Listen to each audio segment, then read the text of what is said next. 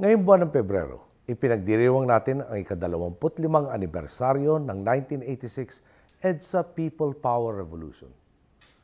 Sa mga hindi pa ipinapanganak sa panahong iyon, marahil ang tanong ninyo, ano nga ba itong EDSA People Power? Bakit ba natin ito ginugunita? Ang kalayaang tinatamasa ninyo ngayon ay bunga ng pakikipaglaban ng taong bayan sa EDSA.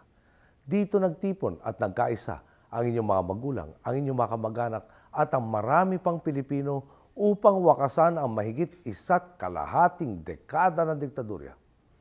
Isang mapayapang revolusyon ang tumapos sa mahabang panahon ng karahasan.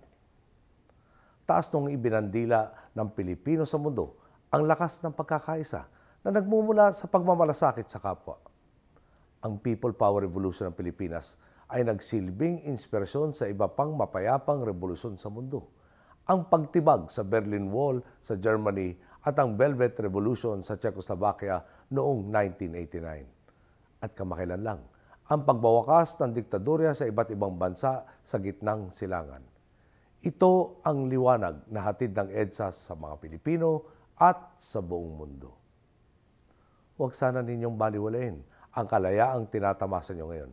Di tulad noong panahon ng batas militar kung saan binulag ang mamamayan at itinikom ang kanilang mga bibig. Malaya kayo ngayong lumabas sa gabi na walang hudyat ng curfew. Malaya kayong manood ng telebisyon at pakinggan ang opinyon ng publiko nang walang censorship sa media. Malaya kayong ipahayag ang inyong mga pananaw at saloobin nang walang banta ng pag-aresto. Tandaan lamang ninyo na may kaakibat na responsibilidad ang mga kalayaang ito. Tiwala ko na gagamitin ninyo ang mga ito upang makaambag sa higit na ikabubuti ng ating bansa. Tinatawag ko ang mga kabataan. Pumulot kayo ng aral sa mga nakakatanda sa inyo na nakaranas ng martial law. Hindi lamang ito pagkilala sa mga bayani ng people power. Sabi nga ng pilosopong si George Santayana, those who cannot remember the past are condemned to repeat it. Huwag nating hayaang maulit ang madilim na yugto ng nakaraan. Isa puso natin ang diwa ng bayanihan. Isa buhay natin ang pamana ng EDSA. Hawak natin ang susi sa pagbabago.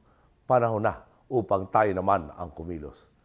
Tandaan natin, hindi natapos ang revolusyon sa EDSA sa loob ng 4 na araw lamang. Hanggat hindi natin nakakamit ang kalayaan mula sa kahirapan. Hanggat may nagpupumilit pa rin palaganapin ang katiwalian, obligasyon nating ipagpatuloy ang ipinaglaban sa EDSA. Makakamit lamang natin ang tagumpay kung mananaig ang pagkakaisa sa halip na pagkakanya-kanya. Matatamasa lamang ang tunay na pagbabago kung mamamayani ang pagiging tayo sa halip na pagsulong ng makasariling interes. Tayo ang lakas ng people power. Tayo ang lakas ng pagbabago.